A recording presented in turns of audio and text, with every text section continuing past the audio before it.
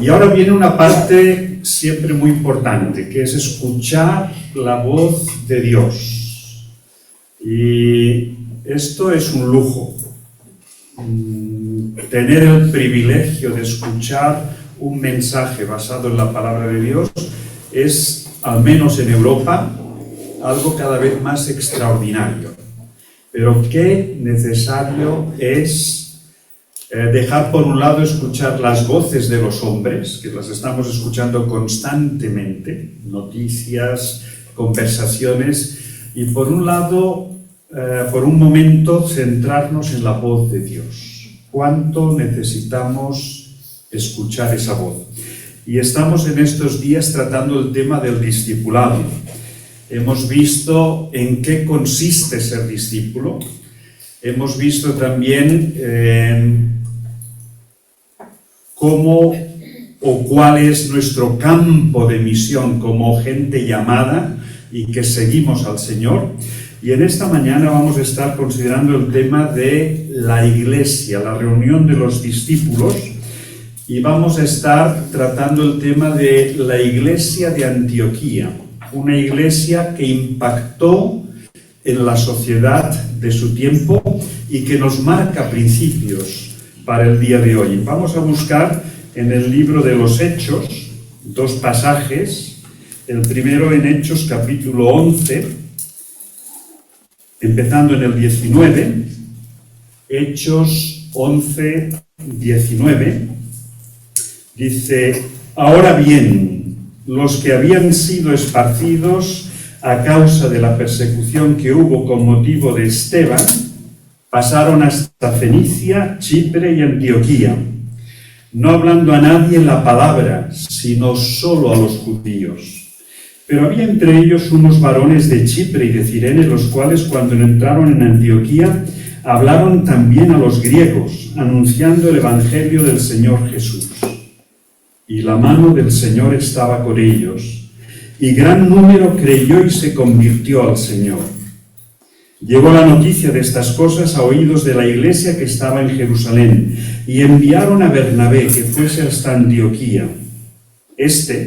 Cuando llegó y vio la gracia de Dios, se regocijó y exhortó a todos a que con propósito de corazón permaneciesen fieles al Señor, porque era varón bueno y lleno del Espíritu Santo y de fe, y una gran multitud fue agregada al Señor. Después fue Bernabé a Tarso para buscar a Saulo, y hallándole le trajo a Antioquía. Y se congregaron allí todo un año con la iglesia, y enseñaron a mucha gente, y a los discípulos se les llamó cristianos por primera vez en Antioquía. En aquellos días unos profetas descendieron de Jerusalén a Antioquía, y levantándose uno de ellos, llamado Agabo, daba a entender por el Espíritu que vendría una gran hambre en toda la tierra habitada, la cual sucedió en tiempo de Claudio. Entonces los discípulos, cada uno conforme a lo que tenía, determinaron enviar socorro, ayuda a los hermanos que habitaban en Judea, lo cual en efecto hicieron, enviándolo a los ancianos por mano de Bernabé y Saulo. Esta es la primera lectura. La segunda, Hechos 13, del 1 al 3. Había entonces en la iglesia que estaba en Antioquía profetas y maestros: Bernabé, Simón, el que se llamaba Níger, Lucio de Cirene, Manaén, el que se había criado junto con Herodes el tetrarca, y Saulo. Ministrando estos al Señor y ayunando, dijo el Espíritu Santo: apartadme a Bernabé y a Saulo para la obra a que los he llamado. Entonces, habiendo ayunado y orado, les impusieron las manos y los despidieron.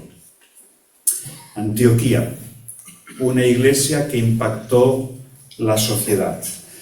Ahora vamos a escuchar la exposición de este tercer y último mensaje que nuestro hermano Jaume Llenas está compartiendo estos días con nosotros. Jaume Llenas es responsable de una obra en el Masnou, de una iglesia en el Masnou, y él está también colaborando con los grupos bíblicos de profesionales vinculados a GBU y también está liderando el movimiento de Lausanne en nuestro país. Así que estamos muy contentos, Jaume, y pedimos que pases aquí delante y que compartas con nosotros esta tercera sesión.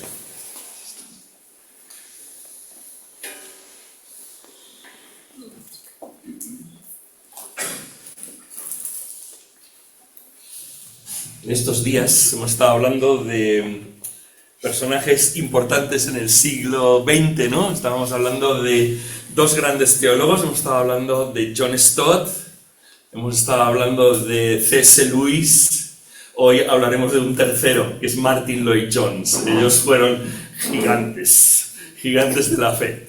Martyn Lloyd-Jones, que fue el predicador de Westminster Chapel durante 3 décadas en el siglo XX, ¿no? Uno de los cristianos más influyentes de su tiempo, reunió a los líderes de su iglesia para una reunión importante, una reunión de trabajo en la que iban a discutir un tema.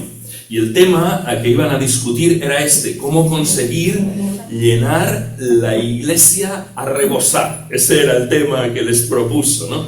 Para entender la propuesta que les hizo tenéis que saber una cosa. Martyn Lloyd-Jones siempre iba con traje. Y cuando digo siempre, quiero decir siempre de siempre. Hay una foto de Martyn Lloyd-Jones que es muy curiosa, es una foto de él con su hijita y están en la playa los dos, echaron una foto. Y no diríais cómo va Martyn Lloyd-Jones en la playa.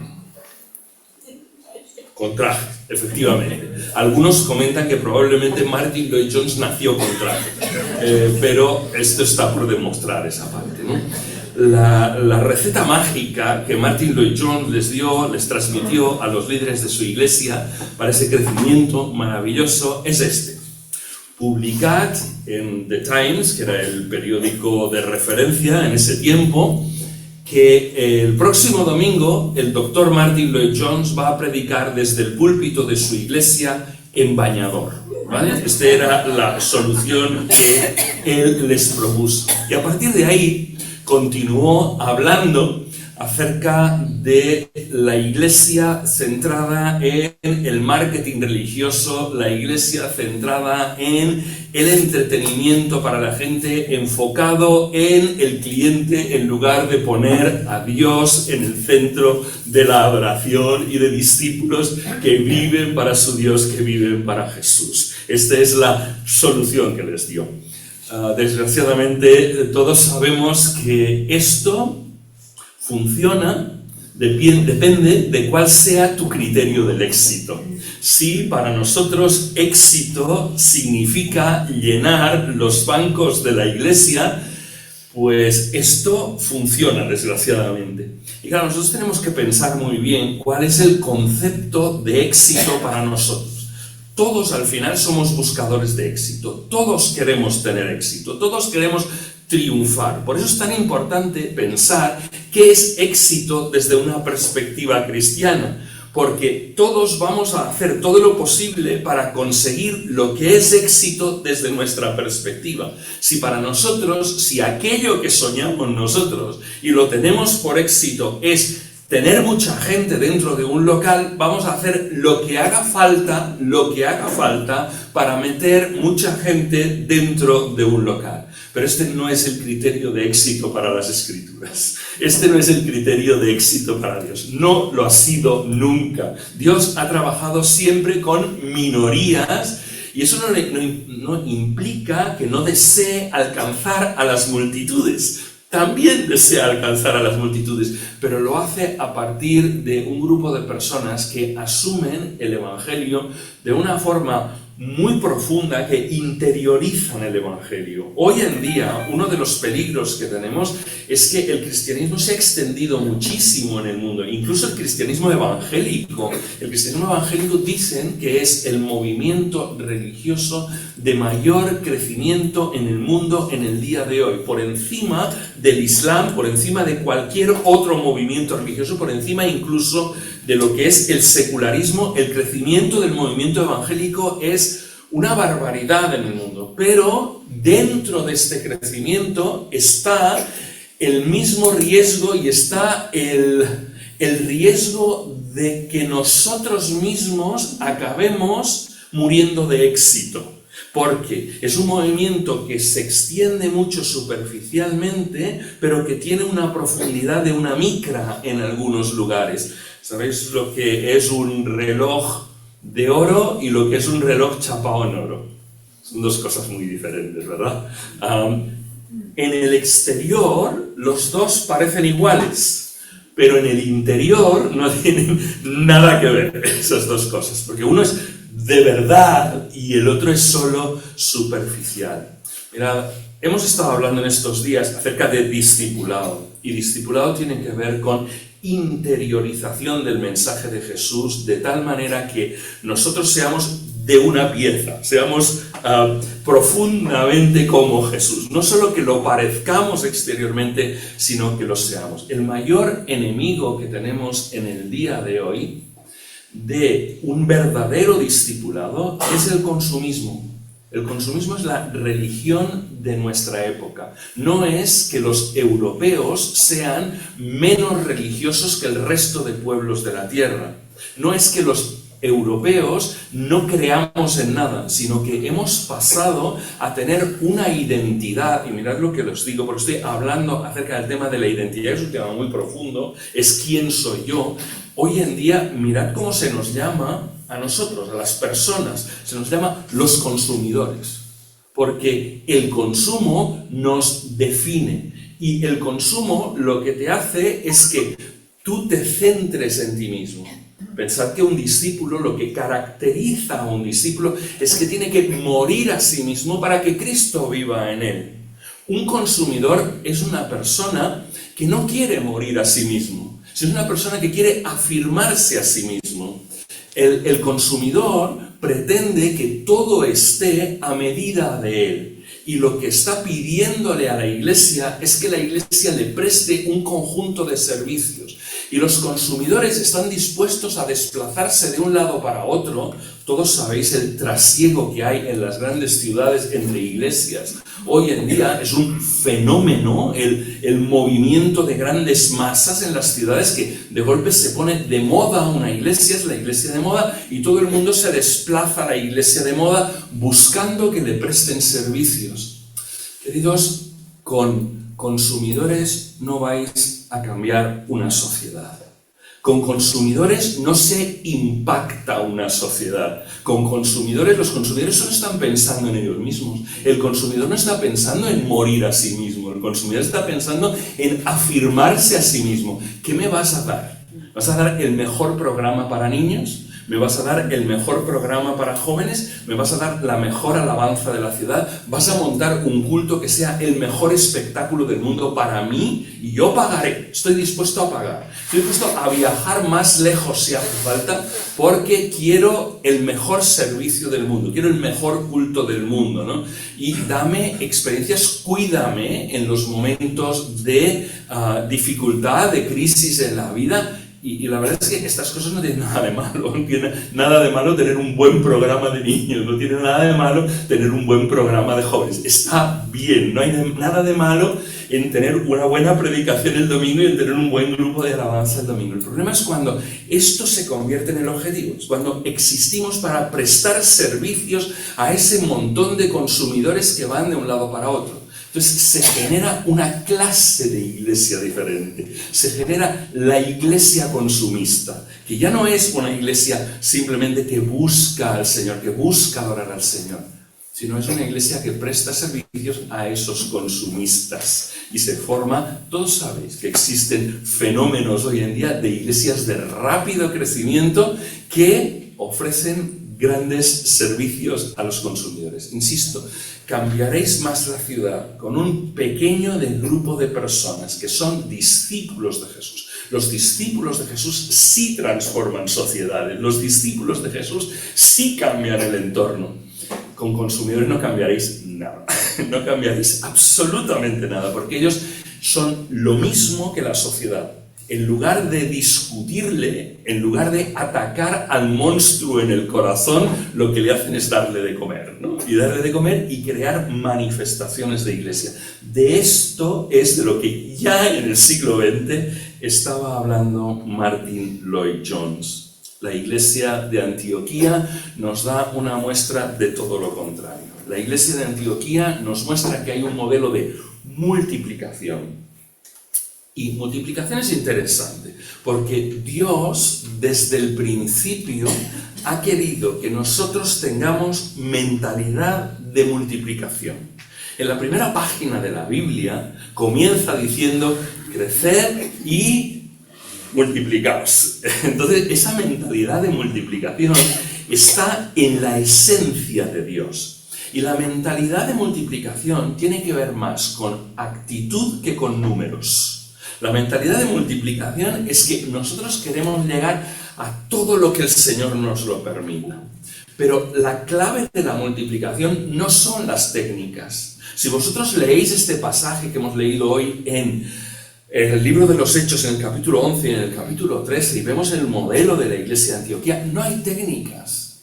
No hay ni una técnica, no hay ni una sola referencia a si lo haces así. Y hoy en día a veces hay peregrinaciones, ya hay peregrinaciones evangélicas, no todos los peregrinos van a Santiago, sino que hay otros tipos de peregrinaciones, que es peregrinaciones de pastores y líderes de iglesia. Cuando una iglesia comienza a crecer, los pastores y los líderes de la iglesia peregrinan a esas iglesias a ver cuál es el secreto, cuál es qué tecla hay que tocar para que nosotros seamos una iglesia de éxito. Este no es el modelo de Antioquía, este no es el modelo de esta iglesia que ha sido la iglesia que más impacto ha tenido a lo largo de las generaciones. Os lo explicaré luego, esto del impacto de Antioquía, pero no es una cuestión de técnicas. Fijaos que hay una cuestión que es clave, dice, y la mano del Señor estaba con ellos. Este es el secreto del éxito. Y se habla de multiplicación, a veces, versículo 21, versículo 24, versículo 26, habla acerca de multiplicación, pero la multiplicación es una mentalidad. En el libro de los Hechos se nos habla también de multiplicación. En el libro de los Hechos establece un camino de la multiplicación. Es muy curioso, porque el camino es este. Se multiplicó la palabra. Como consecuencia de que se multiplicó la palabra, se multiplicaron los discípulos. Como se multiplicaron los discípulos, se multiplicaron los líderes. Como se multiplicaron los líderes, se multiplicaron las iglesias. Este es el procedimiento que el Señor sigue. Y todo procede de la multiplicación de la palabra. Porque de ahí sale todo. En la palabra es donde está el Espíritu. Y cuando eso se multiplica, entonces hay multiplicación de todo lo demás. Y el número llega cuando el Señor quiere. El número es una cuestión que nosotros no debemos ser esclavos del número, sino debemos ser atados, esclavos, si queréis, de lo que es la fidelidad al Señor, de lo que el Señor espera de nosotros, de hacer las cosas como Dios quiere, buscar la multiplicación de la palabra para que se multipliquen los discípulos. Y en algún determinado momento, cuando Dios quiere, muchas veces las iglesias están haciendo las cosas bien durante un tiempo y la multiplicación aún no llega. La multiplicación, el número sigue estable, sigue estable, sigue estable. Y cuando el Señor quiere, en su momento, en su sabiduría, llega la multiplicación. ¿Y por qué ha llegado ahora la multiplicación? ¿Por qué ahora ha llegado el número cuando en otro momento estábamos haciendo las cosas muy bien? Porque esto no depende de nosotros. Porque hay cosas que dependen de nosotros, que es multiplicar la palabra, multiplicar los discípulos. Esto depende de nosotros. Pero el número no depende de nosotros. Esto lo produce Dios en algunos momentos y en algunos lugares. Mirad, por ejemplo, en el mundo musulmán. Os traigo el ejemplo de Irán, ¿vale? En Irán durante mucho tiempo existía una iglesia muy pequeña, y estaban haciendo las cosas muy bien, con mucho sacrificio, y el número no crecía, sino que el número incluso disminuía, pero ellos estaban haciendo las cosas muy bien en Irán. Hoy en día ha estallado, en medio de la República Islámica de Irán, hay más de 1 millón de creyentes en Irán en este momento. ¿Cómo ha sido esto? Es que Dios tiene sus momentos. Nosotros tenemos que hacer lo que a nosotros nos toca hacer. Y tenemos que hacerlo durante el tiempo que el Señor quiera que lo hagamos. Y luego Dios en sus momentos, en sus tiempos, a su manera, cuando Él quiera, traerá el número. Vamos a pasar a la siguiente diapositiva. Ya me salta una. Esta era la siguiente, ¿vale? ¿Pero la siguiente? Esta, vale. Vamos a ver 4 características de una iglesia que Dios bendice. Y la primera de ellas, la primera característica de esta iglesia que Dios bendice es que Dios bendice a una iglesia en la que cada persona es un enviado. La palabra enviado la utilizo con contenido, ¿vale? Porque es la palabra enviar, es la palabra misio en el latín, y misio es la palabra de la que sale misionero. Como os decía ayer, todos nosotros hemos sido enviados. La cuestión es saberlo y comportarnos como un misio, como un misionero, como un enviado de Dios. El éxito de esta iglesia en términos espirituales es incuestionable. Todos nosotros somos hijos de la iglesia de Antioquía. Dios determinó que la expansión del cristianismo se produjera a partir de esta iglesia y no de la de Jerusalén. Esta iglesia tenía todo lo necesario. Pensad que desde aquí se expandió a Europa, que a partir de Europa el centro del cristianismo ha ido desplazándose. Es la única religión que ha tenido un centro que se desplaza. El Islam nació en un lugar y el centro sigue en el mismo sitio. El budismo tiene un centro y no se ha movido. El hinduismo tiene un centro y no se ha movido. Pero el cristianismo tiene un centro que ha ido cambiando con los tiempos. El centro en el inicio era Jerusalén, pero luego se desplaza y el centro va a Europa. Europa como continente se va construyendo a partir de la creación, a partir de que los países van adoptando el cristianismo como religión. Eso es la formación de Europa. El cristianismo es el relato constitutivo de nuestro continente. Nosotros somos Europa porque el cristianismo fue avanzando. Europa, ¿sabéis de dónde viene? Europa era una pequeña región al lado de lo que hoy en día es Estambul, ¿vale? En lo que hoy en día es Turquía. Esa zona es la que llamaban Europa, ¿vale? Y a partir de ahí el evangelio comienza a desarrollarse. Y a partir de que los países van asumiendo, el primer país que se convierte en un país cristiano es Armenia. Y a partir de ahí va creciendo, luego el Imperio Romano, etcétera, etcétera, etcétera. El último país de Europa que se convierte al cristianismo como religión oficial fue Lituania, 1400 y algo. Esto fue creando nuestro continente. Pero luego el centro se desplazó. Y el centro se desplazó y fue a América el centro. Y luego, después de América, el centro se ha ido desplazando. Y hoy en día el centro está en África.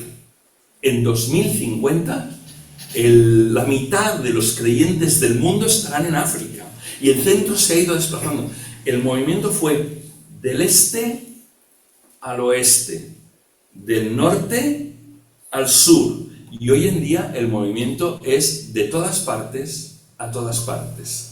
Misioneros africanos ministrando en Europa. Misioneros africanos ministrando en Rotterdam, por ejemplo. Misioneros latinoamericanos en todas partes de Europa hay hoy en día, generando iglesias latinas por todas partes. Pero no solo en Europa, es que están creando iglesias latinas en Asia, iglesias en todas partes. Es un movimiento global y todo esto procede de Antioquía. Antioquía genera un impacto enorme. En Antioquía fue el primer lugar en donde hubo la distinción entre la sinagoga. Hasta aquel momento la iglesia era un tipo de sinagoga raro y pasó a ser la iglesia en Antioquía. Se distinguió, la sinagoga siguió funcionando y los cristianos ya no continuaron en la sinagoga, sino que continuaron en la iglesia. Consiguió integrar en una sola comunidad a judíos y a gentiles. Los seguidores de Jesús fueron llamados aquí por primera vez cristianos. Desde esa iglesia se lanza la misión hacia Europa. Pero lo que me es curioso, y quiero que notéis muy bien, es que esta iglesia no fue fundada por personas famosas. No fue fundada por personas con nombre, no la fundó ningún apóstol, no la fundó ningún pastor, no la fundó, sino que los que la fundaron fueron personas sin nombre. Solo sabemos el lugar del que venían. Venían de Chipre y de Cirene. Cuando salieron de Jerusalén, solo predicaban a los judíos, pero unos creyentes de Chipre y de Cirene, de golpe, se lanzaron a predicar también a los gentiles. Y los gentiles comenzaron a convertirse, ¿no? La palabra que utiliza aquí en el versículo 20, cuando dice hombres de Chipre y de Cirene, los cuales al llegar a Antioquía hablaban también a los griegos. Y esa palabra hablaban no es la palabra para predicar, no es para estar aquí delante en un púlpito y predicar, sino es la palabra conversar. Conversaban con todo el mundo, en sus trabajos, en la plaza del mercado, en cualquier lugar.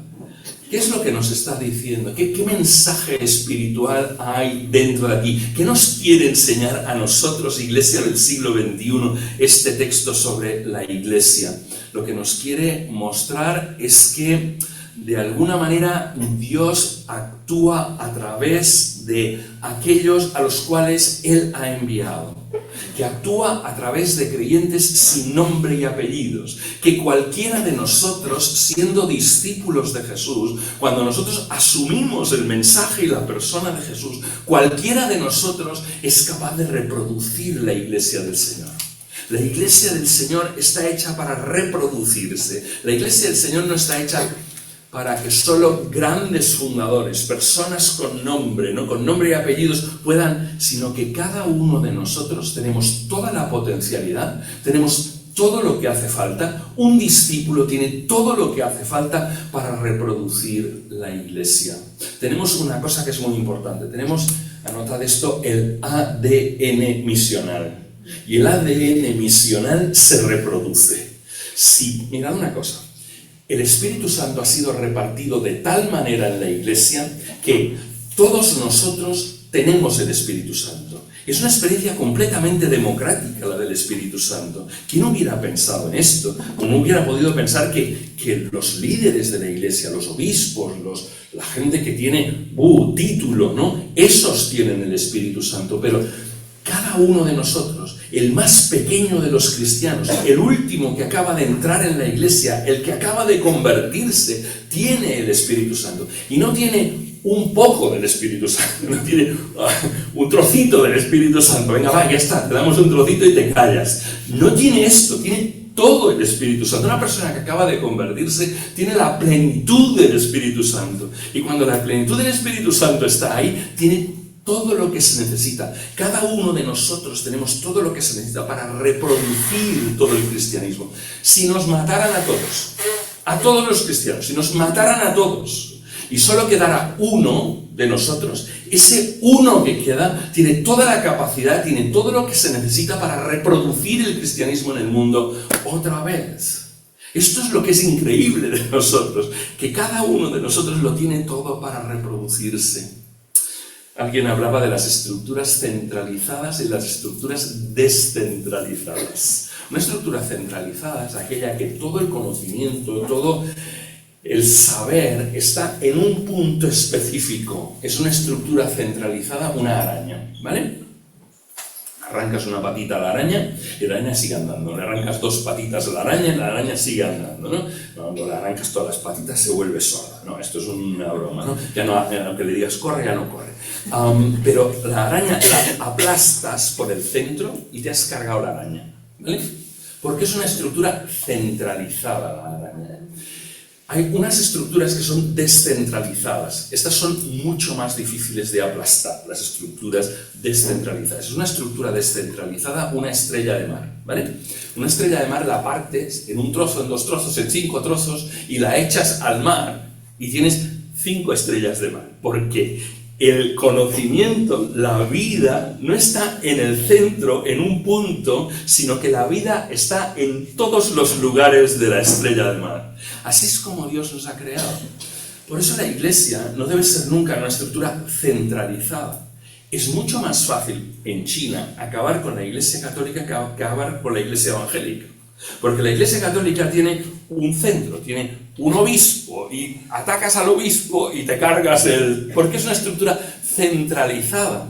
Pero nosotros no somos una estructura descentralizada. A veces parecemos el ejército de Pancho Villa, todo hay que decirlo, ¿no? O sea, cada uno pegando tiros por su lado. Pero esto, que puede parecer un defecto, es el funcionamiento del Espíritu Santo. Ese es el funcionamiento de que cada uno de nosotros tiene el Espíritu Santo. Somos inatacables. ¿Os acordáis lo que pasó en los días de Esteban, que se cita aquí en el versículo 19? Hubo una persecución. Los romanos pensaban, y los líderes judíos pensaban, vamos a acabar con esto ya de una vez, ¿no? Simplemente aplastamos y ya está. Pero lo que hicieron es que ellos tenían un problema en Jerusalén hasta aquel momento. Pero al perseguir, al atacar la iglesia, ya no tenían un problema en Jerusalén, tenían un problema en todas partes ahora. Cuando tú atacas una estructura descentralizada, lo que haces es fortalecer la estructura descentralizada. Y esto es lo que pasa con la iglesia. La iglesia está preparada para la persecución. Pero esto necesita que cada uno de nosotros seamos un misionero.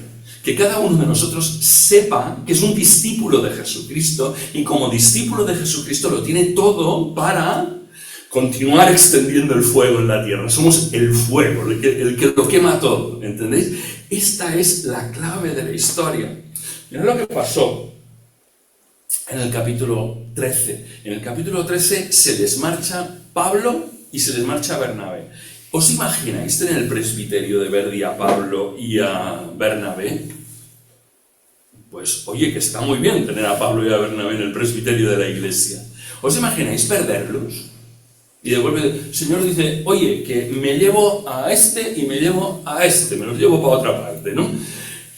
Dios mío, esta iglesia siguió funcionando igual.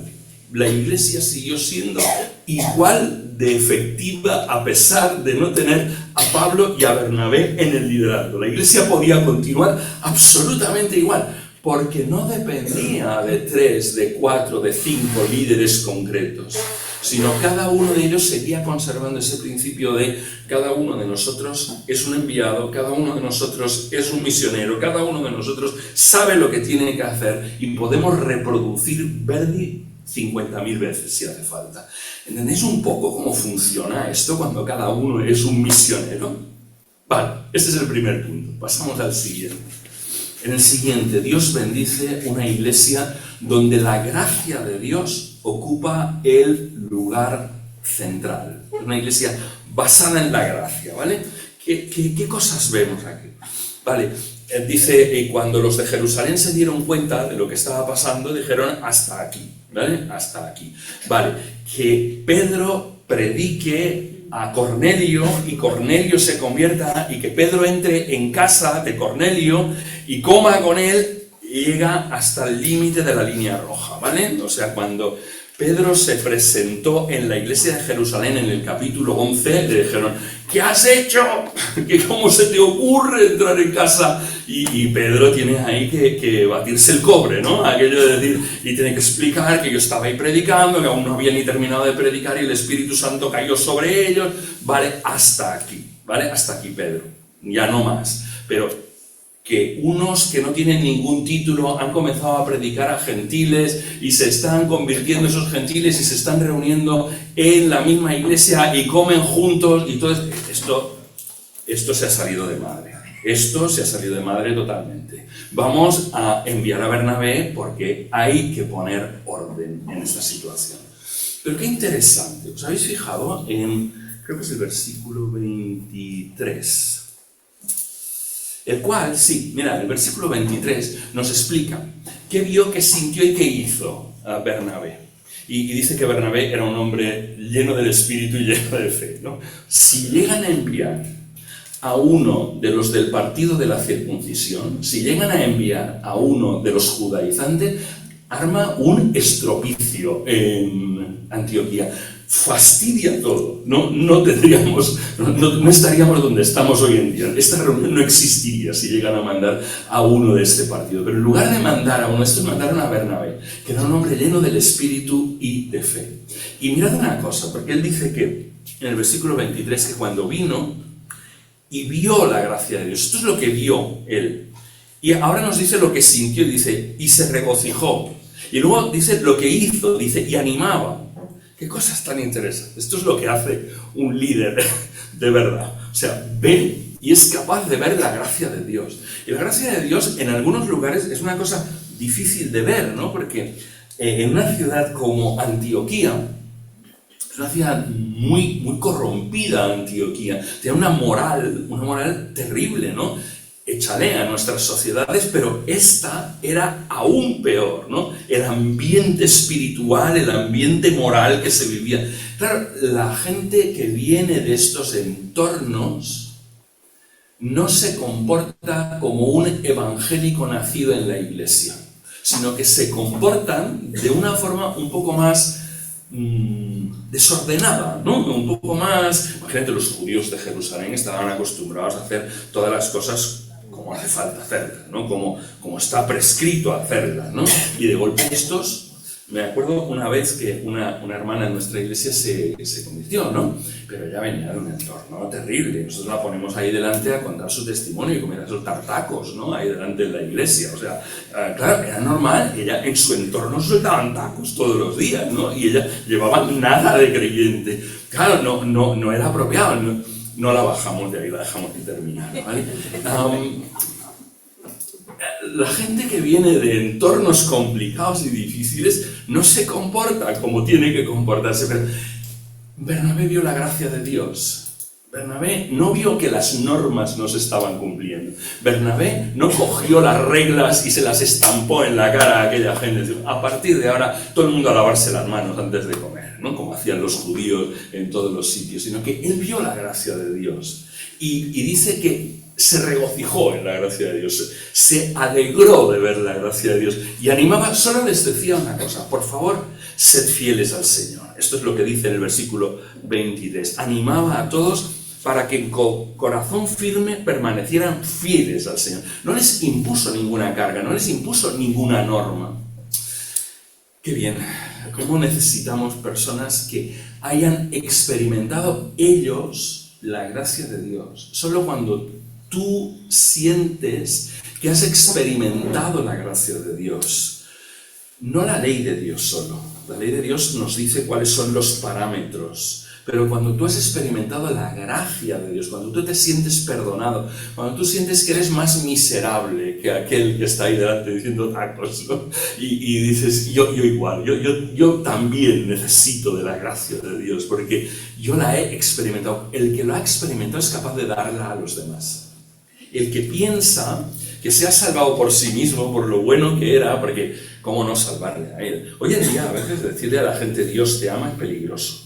Porque hoy en día, ¿qué entiende la gente de nuestra generación cuando le dices Dios te ama? Gente de nuestra generación ¿y cómo no? Como Dios no va a amar a un tío tan estupendo como yo, ¿no? O sea, si es a lo normal que Dios ama a una persona como yo, ¿no? No. Experimentar la gracia es cómo Dios ha podido amar a alguien como yo. Cómo Dios ha podido tener misericordia de una persona tan miserable como yo. Entonces, cuando tú te sientes así, eres capaz de entregar gracia a los demás y ver que los demás que no hacen las cosas como se hacen en Jerusalén, y además animarles a continuar así. Y animaba, ¿no? Animaba a la gente. Qué importante. Mira, esto tiene muchas aplicaciones en nuestro tiempo. Nosotros somos de orígenes diferentes, ¿vale? Personas nacidas en Cataluña, personas no, ¿vale? Personas de niveles sociales diferentes. Algunos vienen de niveles muy chulos, ¿no? Y en cambio otros vienen de hogares muy destrozados. Y algunos pues son jóvenes y tienen menos de 40 años y los otros son más mayores y tienen 100 años, ¿no? Y todos convivimos en la misma iglesia. Y para convivir en la misma iglesia necesitamos gracia. Necesitamos gracia. Necesitamos aplicar gracia a los que no son como yo, a los que les gustan las cosas de una manera diferente a mí. A veces, queridos, el problema es que nosotros nos volvemos adoradores de las tradiciones y tenemos que ser muy cuidadosos para entender si soy un adorador del Señor, si soy un adorador de la persona del Señor o un adorador de cómo se han hecho las cosas siempre. Hay entornos evangélicos incluso, donde la palabra que termina cualquier conflicto es esto se ha hecho siempre así. Y porque esto se ha hecho siempre así, quiere decir que esto hay que continuarlo haciendo siempre así hasta que el Señor venga, porque no hay más después de eso. Entonces, tenemos que aplicar gracia. Y la Iglesia tiene que ir de los mayores a los jóvenes. No tiene que ir nunca de los jóvenes a los mayores, ¿vale? La Iglesia, si eres mayor, quiere decir que llevas muchos años en el Señor. Si llevas muchos años en el Señor, quiere decir que has aprendido muchas cosas de Él. Quiere decir que has caminado con Jesús durante mucho tiempo. Y en ese sentido quiere decir que eres maduro en la fe.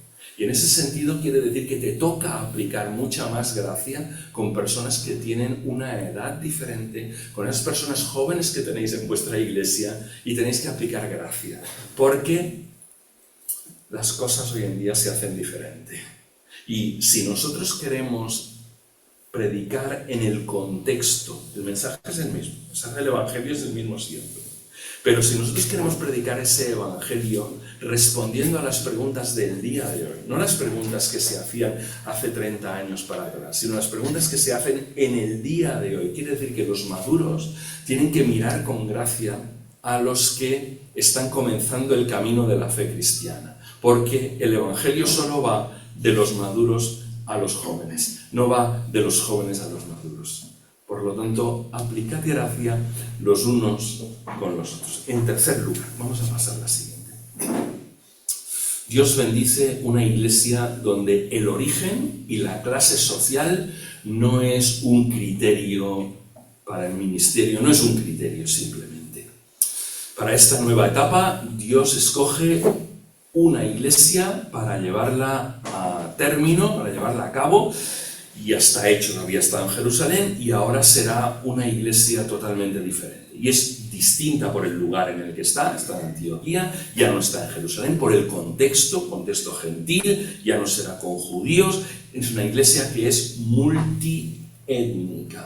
Fijaos solo los nombres que tenían los líderes de la iglesia en el capítulo 13 y veis los nombres que tenían ahí las personas y os dais cuenta de que todos ellos venían de lugares diferentes. Y esa iglesia de gente distinta muestra la voluntad de Dios. A nosotros a veces se nos hace más fácil algo que se ha llamado en términos de misión las unidades homogéneas.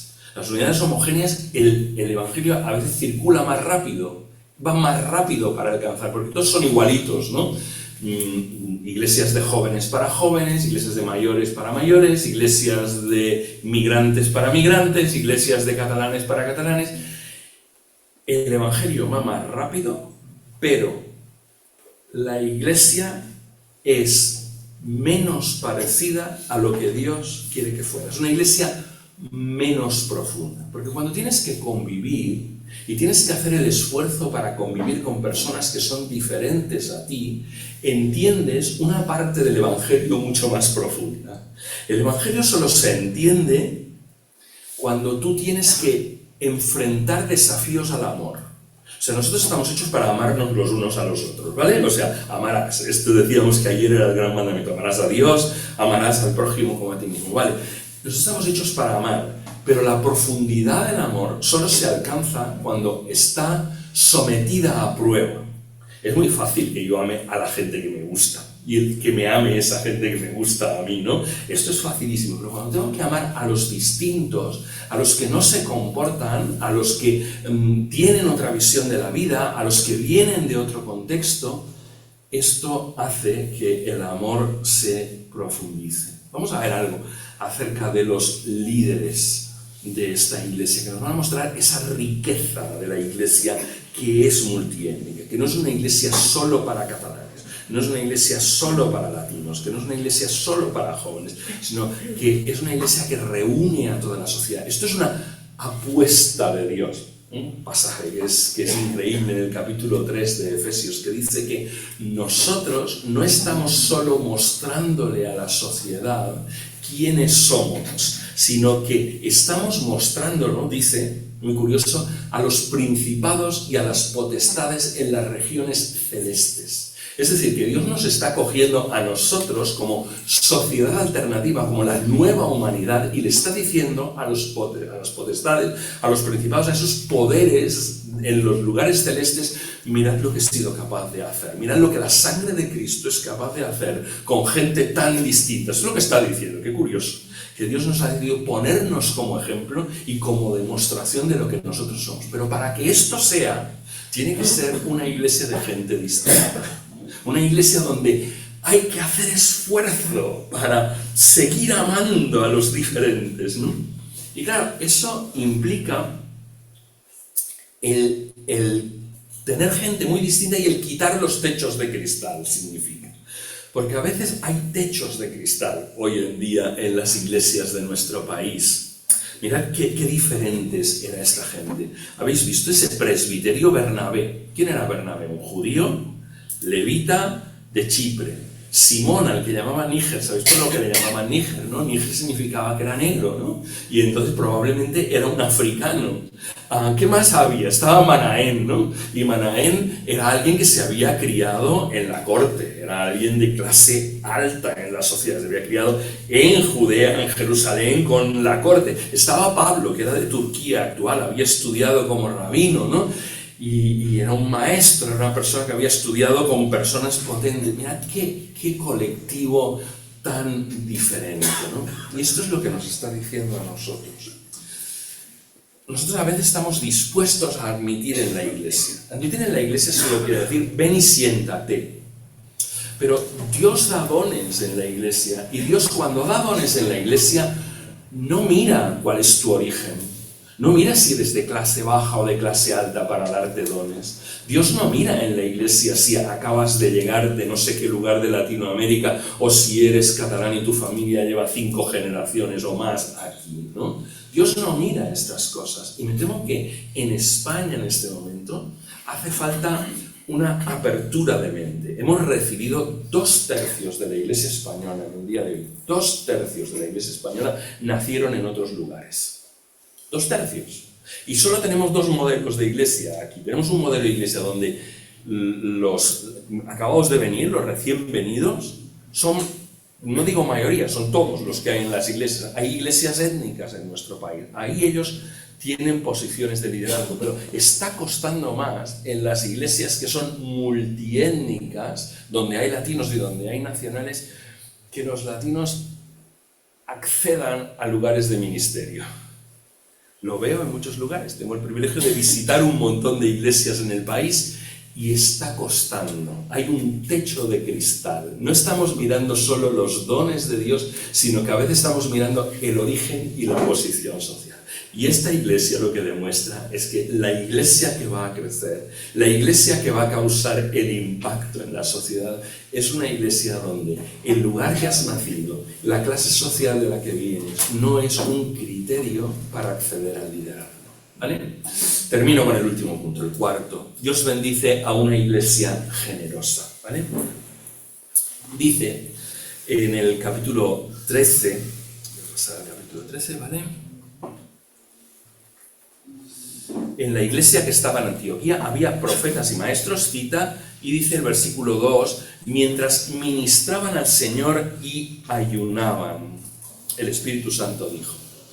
Versículo 3, entonces después de ayunar y orar, nos está mostrando aquí que Dios bendice a una iglesia que es generosa, en primer lugar, en entregar personas. Dice que la iglesia estaba haciendo algo normal, no estaban en un retiro espiritual, no estaban en un retiro como este, sino que estaban ministrando al Señor. Ministrar al Señor es lo que uno hace con los dones de cada día. Esto es lo que hacemos todos los días, es ministrar al Señor. Ministrar al Señor no se ministra solo el domingo por la mañana en el culto, sino tú ministras al Señor todos los días mientras ejerces el don que Dios te dio, ¿vale? Ellos estaban ministrando al Señor y ayunando. Orando y ayunando. Este es el entorno en el que el Espíritu Santo va a hablar, ¿vale? El ayuno es una cuestión que tiene su papel en la iglesia. La oración tiene su papel. La oración es preguntarle a Dios. Oración es preguntarle, decir, ¿qué fe? ¿No? ¿Por dónde vamos? Porque el Señor tiene que dirigir la iglesia. Y orar significa que somos conscientes de que Él tiene que dirigir la iglesia, de que Él tiene que dirigir, porque nosotros no sabemos por dónde hay que dirigir.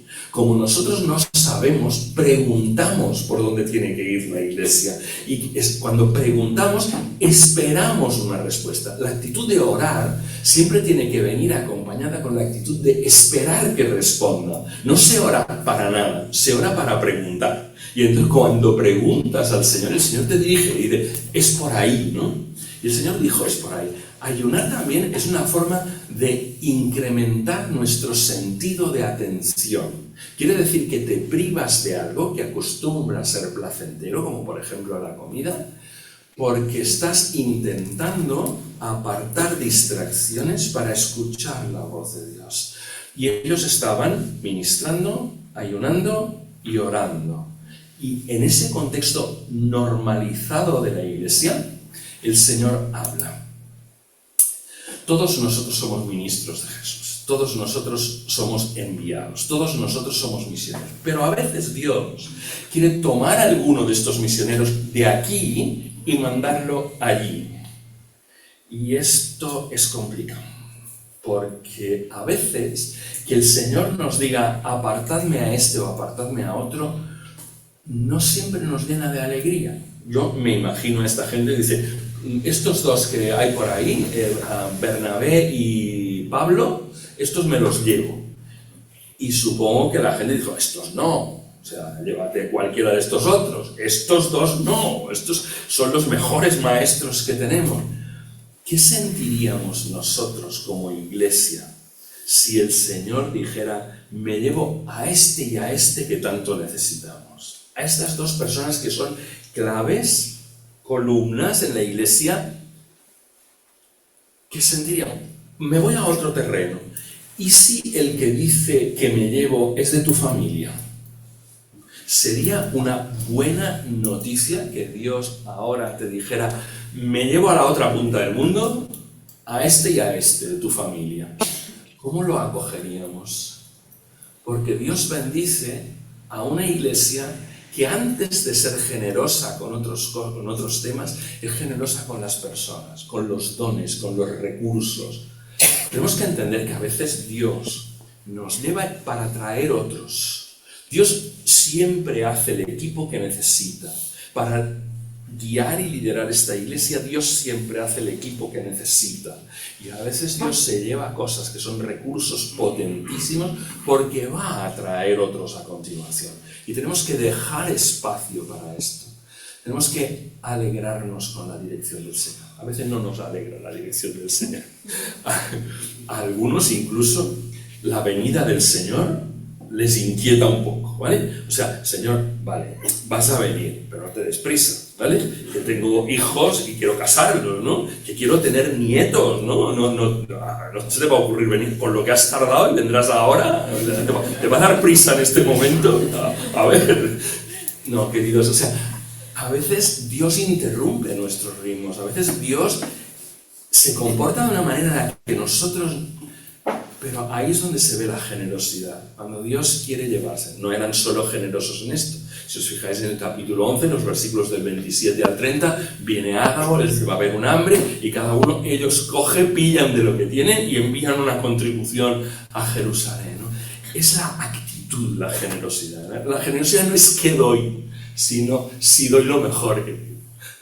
De los filipenses se decía, de vuestra profunda necesidad disteis, ¿no? No era porque les sobrara algo, sino porque de la profunda necesidad fueron capaces de dar. Una iglesia que Dios va a usar para impactar la sociedad es una iglesia que es generosa, ¿vale? Que es generosa con todo lo que tiene. Porque entiende una cosa, que no tiene nada, que no es propio nada. Los dones que tenéis no son propios, son del Espíritu Santo, son de Dios. El dinero que tenéis no es propio, no es vuestro, es de Dios también. Todo es de Dios. Vosotros sois de Dios. Cada uno de vosotros sois de Dios. Es un recurso en las manos de Dios para hacer lo que Él ha destinado, ¿vale? Bueno, 4 características de una iglesia que va a impactar la sociedad. Esas son cosas que nosotros también podemos copiar y podemos tratar de traer a nosotros esa iglesia generosa, esa iglesia que no tiene clases sociales ni orígenes, esa iglesia que en cada uno es un misionero. Esto es una iglesia que tiene futuro. Que Dios os bendiga.